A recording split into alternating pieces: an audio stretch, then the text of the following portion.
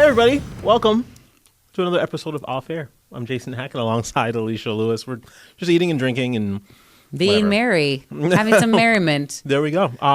They have these beef sticks in the KARE Cafe, and when I'm hungry and I keep smacking into the microphone. Sorry for everybody listening at home. ASMR. Oh,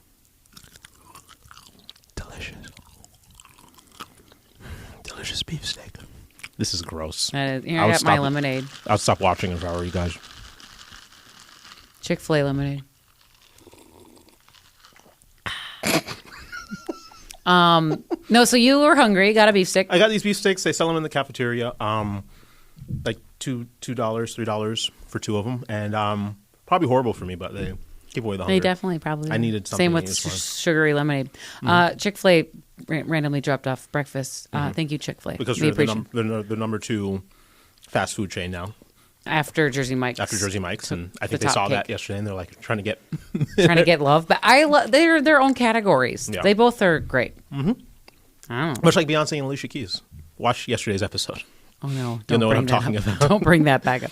And to all you Beyonce fans that are watching today because you saw our episode yesterday and you're angry, welcome. Yes. Thank you. We've been canceled. And by we, I mean Vontley from KDWB. You can listen to him in the afternoons. We love him. He's great. No, we were talking. So we found out, a viewer sent us that we made was it May, April? I think both, actually. We made the blooper reel. Let me pull it up on my news phone. Bloopers on YouTube. They follow all the different news bloopers that happen.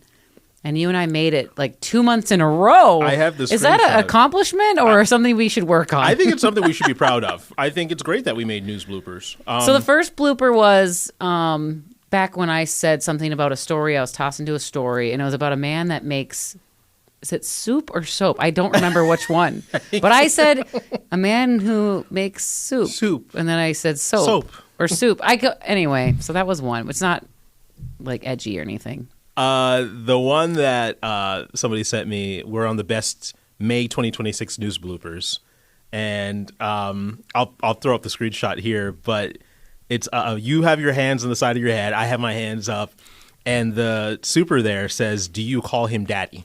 And that's not what it said. So the power of AI, everyone. Don't believe everything you see on the internet. Because that would have been a segment. Alicia, do you call him daddy? Depends. Happy Father's Day, fathers. Oh my goodness. No, so anyway. The blooper was back when Megan McPherson was touring a brand new gaming spot at MSP Airport. They had a robot that made... A bartender robot that made drinks. Mm-hmm. And we were watching it live on air, and what happens? Play the clip.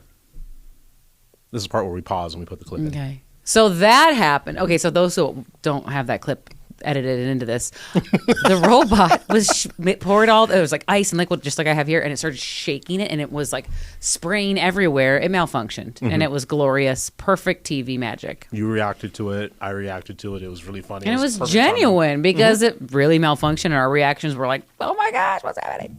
It was great. It was great television. We love those spoofs just like you guys do. And it just got us to thinking about other bloopers we've been part of. And you have actually quite a bit that are so lovely. I have a couple of doozies. I chuckle. The bear deer one. So I'm going to explain, and you're going to see this clip here in a second. I was a first-time reporter in Panama City early on in my career.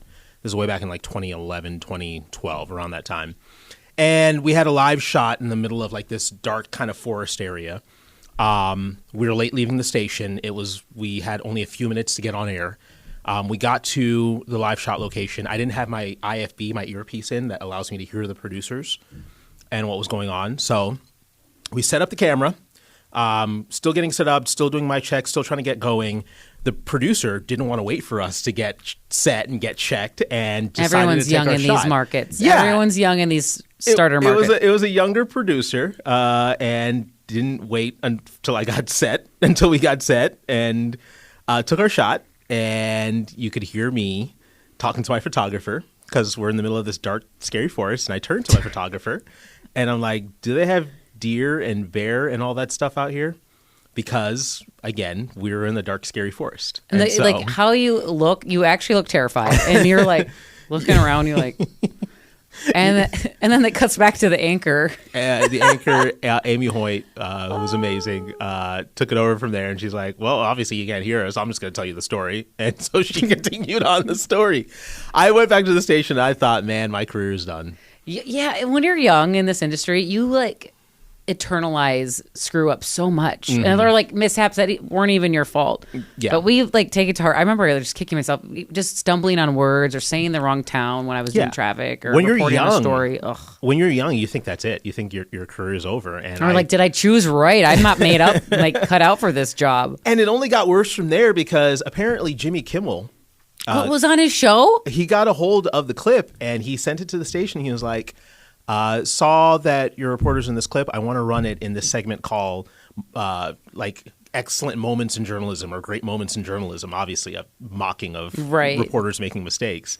And the station said no. The station is like, no, this is too embarrassing. We won't let you run the clip. I could have been like a national like punchline. That's funny. And it's not anything crazy either. Yeah, it was just... It's a mishap on your station. When you can be a little self-deprecating, people enjoy that, especially like a company or a news organization. I think they should have taken the publicity, and it was a fun clip. But like, it wasn't in the moment, it probably wasn't fun. In the moment, my news director was probably like, oh my goodness, this is terrible. This makes us look bad. But I don't have any like that. I only have ones where people are doing inappropriate things behind me, and I can't control that. And I didn't like save them and post them on the web because I was like, oh my God, I don't want this to become a thing. And I'm known as the girl with the guy doing something weird behind her to a grill type thing. Oh, what? No, that happened. But like, you're by yourself as a multimedia journalist. So like, you're kind of putting these weird predicaments in these situations. So I didn't like make a point to call it out or do anything weird and keep my safety intact. But my favorite one of yours, besides the bear and deer one, the one where you're trying to stop like a protester. This clip makes me laugh so hard. Give a little backstory on this. That was in West Palm Beach, and we were it was the first Trump administration, and President Trump was always coming down to visit Mar-a-Lago like every other weekend. And so you get protesters, people that were out protesting his visit and whatnot, just the political energy of the time. And there was a protester that was popping up. They sent us out. I'm just watching it in my head. They sent us out in teams to look out for each other. So I went out with another reporter, and my job there was to make sure that somebody didn't get in her shot. And there's this guy standing there, and he had a sign that says, "Where's the beef?" I don't remember what it was in reference to, but it said, "Where's the beef?" And so I could see him lurking. The reporter's wrapping up her live shot. I'm standing there, and I'm like, please don't do this. Dude, please don't do this. And you were saying this to the guy? I was saying it in my head. I don't know if you didn't actually ask him? No, I think I was just, because you don't want to start any beef. Yeah, right. Where's the beef? Right here. No, I was like, please, just don't do this. Like, just be professional. Don't jump in her live shot. And I could tell he was going to do it. And so I got ready, got in position. And I stood like right here as he was trying to come in. And he kind of overpowered me and still got into her live shot. So you see her finishing up her report, and there's this guy leaning in with this "Where's the beef" sign, and I'm just have my head down like, oh my God, I can't believe this is happening, trying to keep him out. Try to walk in front of the sign, and it's so funny because you failed at your one job. I failed miserably. But you can't put your hands on them. No. I couldn't like push him or grab him by his shirt and like, get out of here. No, I couldn't do any of that stuff. It is also weird on the station to put two reporters in that situation if they felt like you were being threatened. It was just, they could have hired a security firm or. Yeah, I guess they thought that I would be enough. And I apparently wasn't. Where's the beef? On the back of the sign, it says, "I'm thinking Arby's," or some like advertisement for. I'm loving it. I don't know. But that was an absolute fail. And after the live shot was done, the guy just kind of smirked and walked away. And I wanted to say all kinds of horrible things about him and his mother.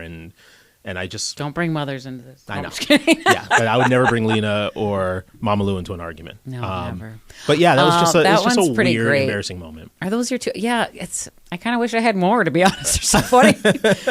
We also enjoy watching them, though. Mm-hmm. Yeah, sounds weird, but we enjoy because we always screw up. Like I screw up all the time. You screw up all the time. It's part of human nature, and I think that's why people like watching our program because we're genuine. And when we screw up, we're like, whoops-a-doos. I think people like to see that their anchors aren't just robots Chatbots. reading the news and here's this story today and this is what you need to know. No, we're just like you guys. We also screw up. And we giggle at bloopers. Yeah. What was our favorite one? I'm trying to think. Where is Grape Stomp Lady? You remember her? She actually got hurt. I think she got really, really hurt. She probably left the industry. That's like a classic from when I started out. I was like, oh. I'm gonna give away the one that we always. I think we could do it, right? Oh, that one. Oh yeah. So these two anchors and they're tossing or teasing a story, and it's like when we come back from break, the guy who climbs Mount Everest, who was able to climb Mount Everest, but he's gay. I mean, he's blind. He's blind. We'll be back. Oh my God. I would love to talk to that anchor to know what was going through her mind when she was like, but he's gay. He's blind. Where's the correlation on that? I'm like, was the prompter, did someone accidentally write that in the teleprompter, or was someone just talking about something and it was in her head? Right. There's maybe no... he was also gay. Maybe, and also maybe the blind climber was gay. Yeah. So maybe that was the case. That one, maybe it was Pride Month. I don't know. I would love to know. Happy Pride Month, by the way. Happy Pride Month. No, that one, and it's older clip because you can just tell by it's like standard definition. It's an oldie but a goodie. That one's for sure top. There's a few good. There's a one, the anchor in New York who she screamed out in the middle of like a cut-in, "What the F are you doing?" Oh yeah. And that one makes me laugh every time. Of course, the Bill O'Reilly, like, we'll do it live. Yeah, That's the BBC anchor that accidentally flicked off everyone at home because that's how she was goofing off doing like a countdown. We definitely can be goofy and then be serious, which people don't realize. We're like, maybe 1 minute we're like giggling about something, but then we have to like turn on our serious immediately face. Yeah, you got to turn it on. It's a skill, actually. It helps us realistically. Like, we do take the serious news serious, but it is so much, and sometimes like we have to give ourselves our own levity. We have to gotta have those about moments something to laugh so you don't cry. It's kind of true. Which you cry on air all the time. I so do whatever. cry on air all the time. Oh my goodness. You You know what though? It's funny because when we're young, they're like, don't show your emotion. You're supposed to be like an even-keeled journalist. You don't show your sides. But I feel like nowadays that's shifted. Maybe at least for us at KARE. Emotions and are... for me, I'm like, you know what? Screw it. If I want to cry about this really sad story, I'm gonna for sure cry.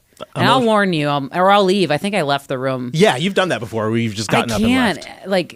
Anything with feel babies? So bad. Anything with babies kids or children and bad things, I will find you. No, I'm just kidding. I'm not gonna Liam Neeson. Whoa, okay. Just no threats. Vigilante journalist over here. Okay. No, but it hits close to home. I don't know. Just like any stories with puppies. Yeah, I can't do a story with a puppy. It makes you tear. Yeah, I just can't. Don't. We're running out of time. Thanks for watching Off Air with Jason and Alicia. I need a moment. I'm gonna sip here.